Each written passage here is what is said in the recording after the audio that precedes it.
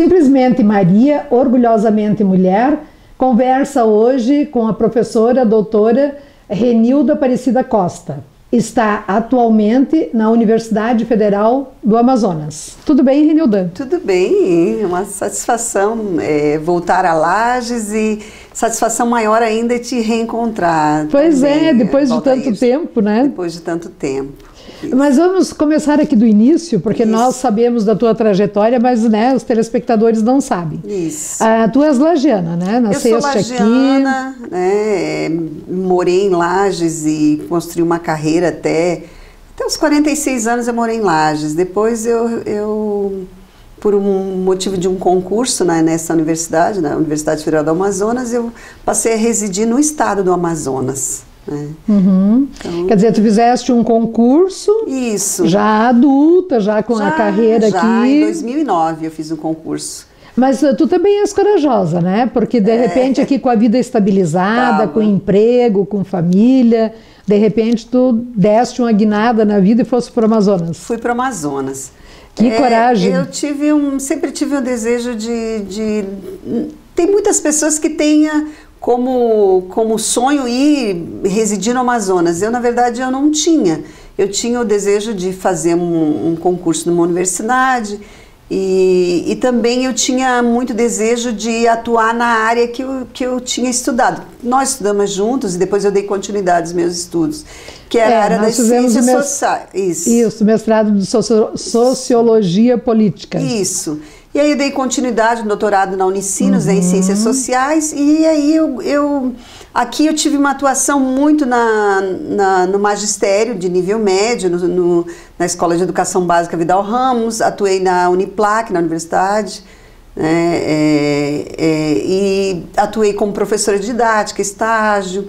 Também atuei junto com a professora Maria Aparecida, em memória, no Núcleo de Estudos Afro-Indígena. Nós construímos o núcleo. Da Uniplac. E depois de um tempo, então, eu senti a necessidade de fazer essa transição dessa área mais pedagógica para uma área mais da sociologia que eu estava estudando, que eu já tinha formação.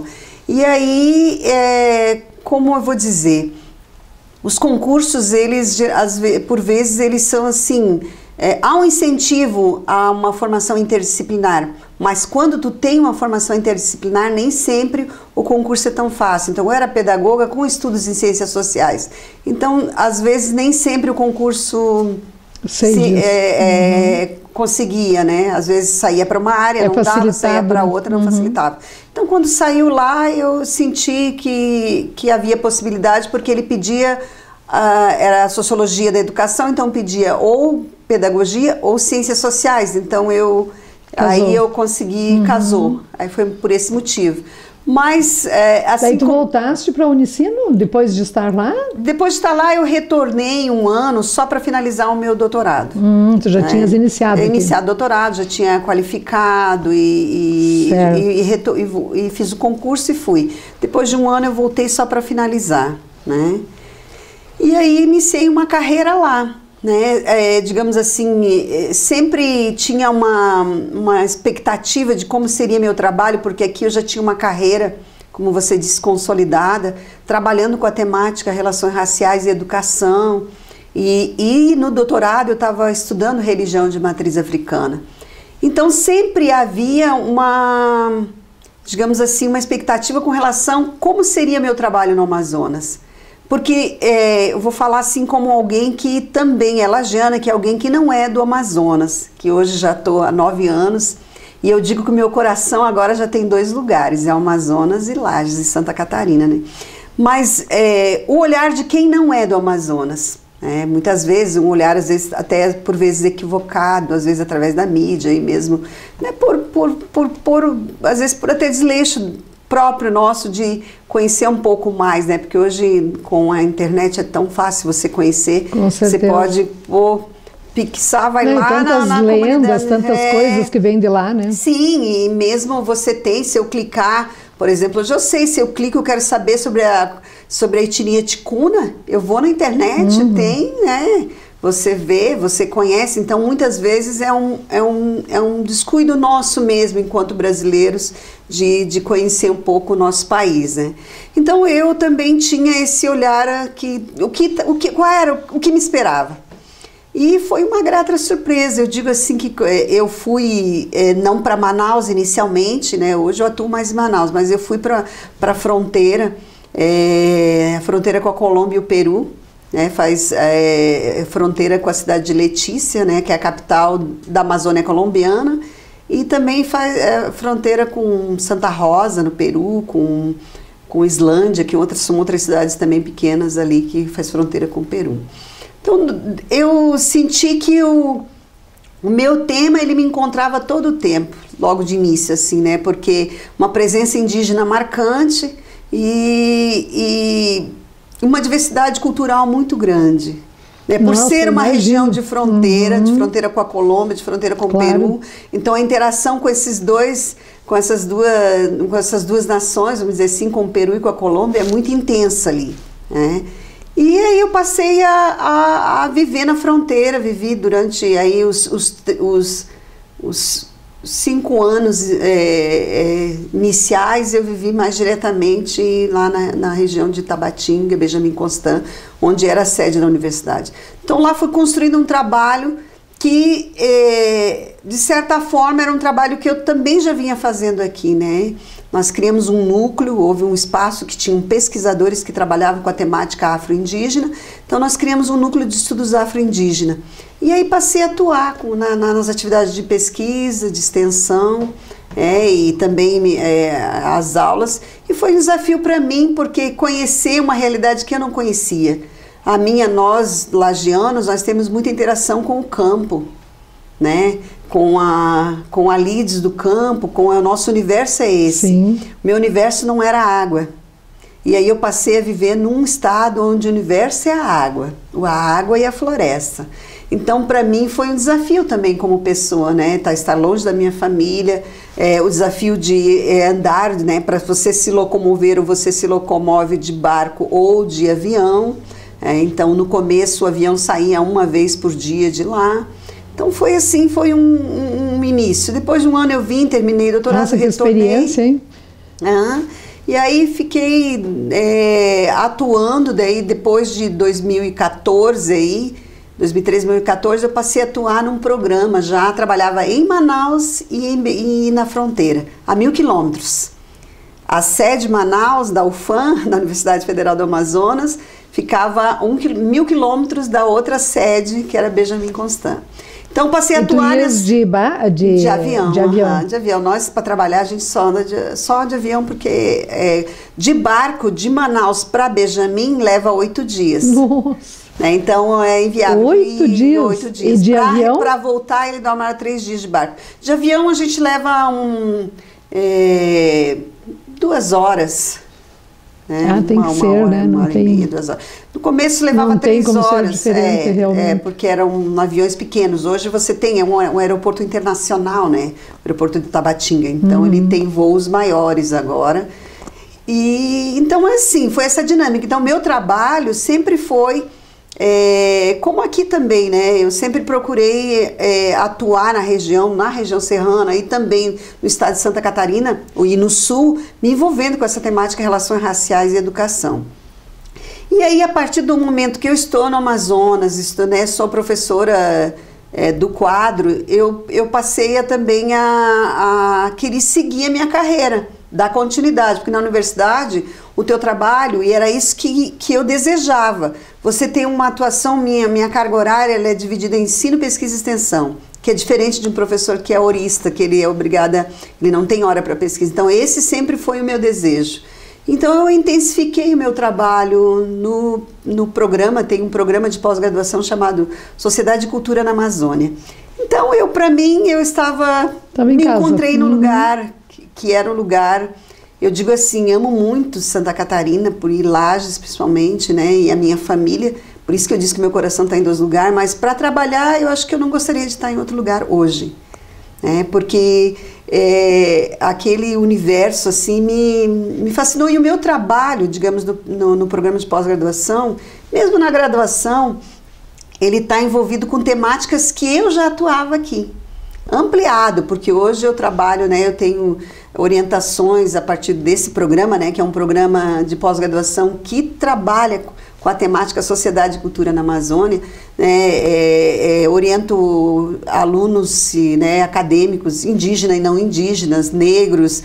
Então hoje eu sei que, entendo que o Brasil todo, ele tem vários grupos étnicos, né? Claro que salvaguardadas as devidas proporções.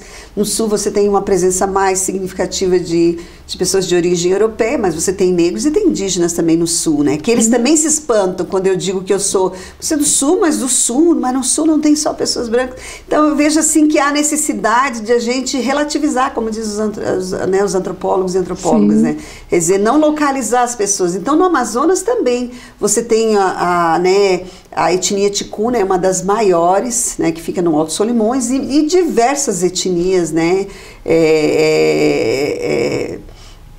os Satarimaués, né, então são várias, né, os Yanomamis no Alto Rio Negro, os Satarimaué na região de Parintins, então os Ticunas na região do Alto Solimões. Então você, assim, não falei só 3, mas são, né, assim, várias etnias indígenas. E aí eu comecei a atuar na pós-graduação orientando, né, fazendo pesquisa, orientando nessa área. Então tenho alunos estudando os Yanomamis no Alto Rio Negro, tenho alunos estudando os quilombos em Parintins, né? E Parintins, onde tem o festival. Que o festival né, hoje assim, a gente sabe que o festival ele foi uma cultura negra que veio os nordestinos para o Amazonas. Então tenho alunos estudando isso, tem alunos estudando religião de matriz africana. Então aquela expectativa, aquele anseio que eu tinha de será que eu vou ter o tema? E ainda da grata surpresa de poder orientar e aprender sobre as etnias indígenas, né, sobre as várias etnias indígenas. Então hoje o meu trabalho acadêmico, né, meu trabalho ele está firmado nisso, né? Eu trabalho muito com além de trabalhar com orientando e pesquisando os terreiros, né? Em Manaus, por exemplo, você tem terreiros com mais de 100 anos. Terreiros que inicialmente eram um tambor de Minas e hoje eles, né, muitos são do candomblé. Então você tem Umbanda, você tem então um universo de religião afro no Amazonas, você tem negros no Amazonas que vieram do Pará, que vieram do Maranhão, que vieram do Ceará. Então você tem um universo negro, né, povos negros no Amazonas, né, com quilombos reconhecidos. Por exemplo, Manaus tem o quilombo urbano, chama o quilombo da Praça 14. Então tem todo né, então foi assim E tudo isso é mais forte para o norte e nordeste mesmo, né? Isso. Um número muito maior do que... Então hoje a minha agenda, vamos dizer assim, que a minha agenda acadêmica, eu nunca pensei que fosse ser assim, mas a minha agenda acadêmica no Amazonas, ela é dentro do meu tema.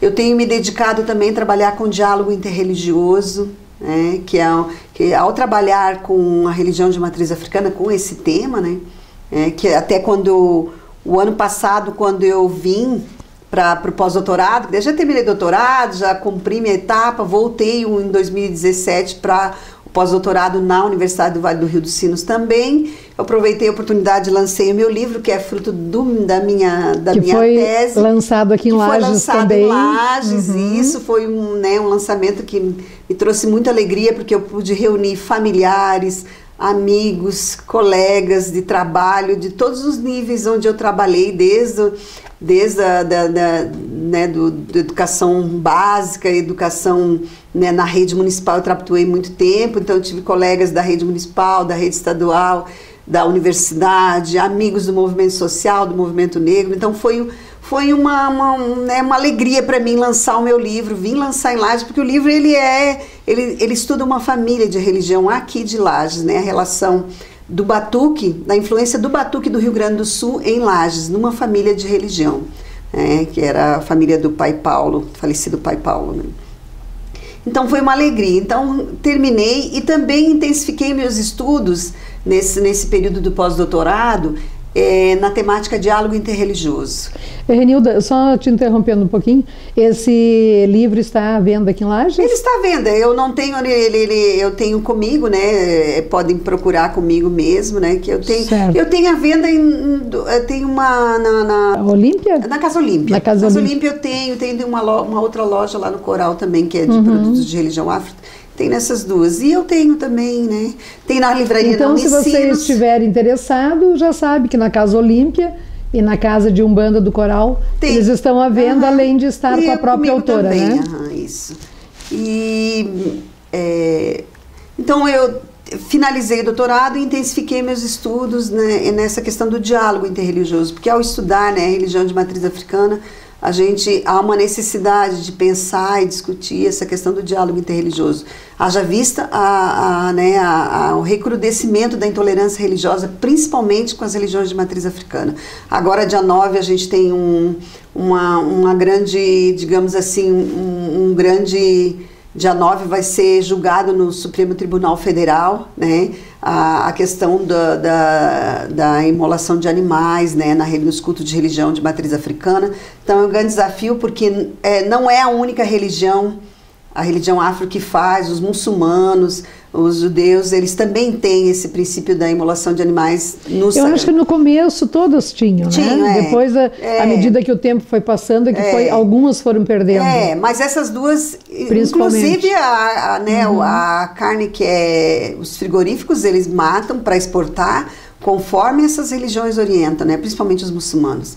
Mas com relação às religiões de matriz africana, há uma intolerância, e aí houve foi para, digamos assim, entrou um grupo de ambientalistas, né, para se posicionar contra, essa questão vai ser votada no Supremo no dia 9 agora, né? Então a gente está numa expectativa, e dizer assim que ao estudar essa questão da intolerância e também trabalhar no Amazonas, nós temos atuado num evento que chama Diálogos Consagrado no Amazonas.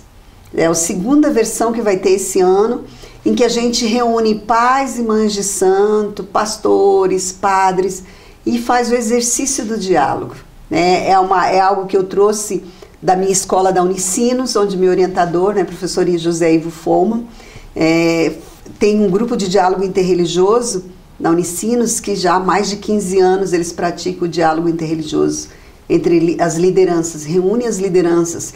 Então eu levei, e hoje a minha agenda acadêmica também está envolvida com essa temática no Amazonas. Eu vejo esse diálogo muito importante, até porque se está se caminhando para a paz, né? No sentido de você, não há uma religião melhor ou pior, mas há religiões diferentes, sim, com códigos culturais, com ritos, mitos diferenciados. O Papa Francisco tem trazido também essa mensagem muito forte.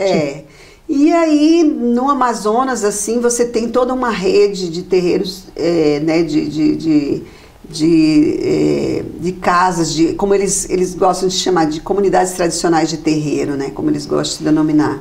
E uma organização nesse sentido, de poder lutar contra essa intolerância e o exercício. E a gente tem tido grandes conquistas, né? Nós temos em frente à nossa universidade, que é o FAM, tem uma universidade que é da Assembleia de Deus, né? a IEDAM, e Boas Novas, tem sido nossa parceira, né? nos eventos. Então a gente aos poucos vem tratando e ampliando essa discussão. E o Amazonas, ele tem toda uma articulação de movimentos, seja negros, indígenas, de religião, de mulheres, entende? Então, o Estado, né, que muitas vezes se concentra em Manaus, mas também fora, você tem Associação de Mulheres Indígenas, né, acontece a cada ano, você tem a Organização das Mulheres Negras, no 25 de junho, onde você comemora o Dia Internacional das Mulheres Negras, Latinas e Caribenhas. Existe todo um congresso, uma discussão, elas têm uma organização, tem uma organização das mulheres negras mais jovens, elas estão articuladas com as mulheres, com a articulação das mulheres negras a nível nacional. Então, há toda uma rede de relações, além das universidades, que são várias, né? Além da UNFAM, você tem outras, tem a Estadual do Amazonas e as particulares. Mas você tem uma rede de movimentos sociais e de movimentos de mulheres muito autênticos e muito fortes no Amazonas. Nossa, que maravilha, né? Desde mulheres indígenas que elas mesmas produzem seu artesanato, elas comercializam, elas discutem questões, né, ligadas a esse universo da mulher indígena, porque às vezes pensar em mulher dizer assim, nós somos duas mulheres. Mulher, sim, nós temos a mesma condição, porque uma condição física da maternidade, né, é uma condição que nós temos, todas temos. Mas ser uma mulher negra em Lages é uma situação. Ser uma mulher negra no Amazonas é outra, é um outro totalmente outro diferente, claro. E ser uma mulher indígena também, no sul ou no norte, né? E ser uma mulher europeia, são contextos diferentes. Digamos assim, a forma como o Brasil lidou historicamente com esses grupos fizeram com que nós, enquanto sociedade, por vezes olhemos de forma diferenciada esses grupos. A estigmatizar alguns mais, principalmente mulheres negras e indígenas, e alguns menos, né? Não quer dizer que a mulher branca também não seja estigmatizada, mas sobre a mulher negra e a mulher indígena recai, né, aquela ideia que ainda está no arquétipo, como diz os antropólogos, está no nosso arquétipo ainda, né?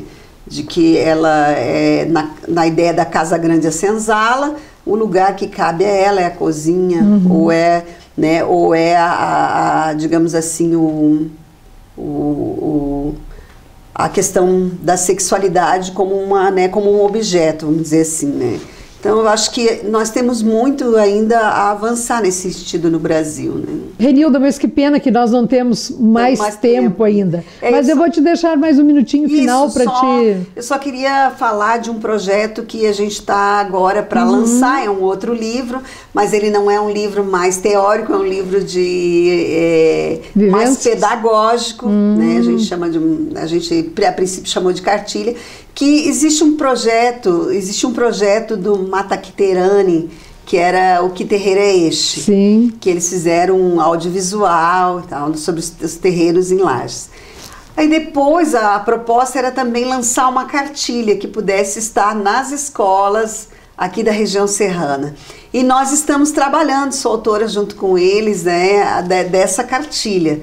Então, eu estou trabalhando na parte aí teórica, na parte de como elaborar essa cartilha. Nós estamos, né, o Gilson, o Máximo, sim, o Marciano. vai ser aqui o lançamento vai ser em Lages, como até novembro. O Lampião e o Grilo Seco, né? Isso. Então, estamos trabalhando nessa cartilha, que é uma cartilha Quiterreira-Este, que é um pouco mostrar que terreiros existem em Lages e quem são essas famílias, né, que religião é essa. E ele é um livro um pouco mais didático. Nossa, né? E eles têm o quê? Uns 20 anos de pesquisa aqui na região, né? Isso. E aí a gente está empenhada nesse projeto que vai finalizar agora, nesses próximos meses. E tem uma data prevista?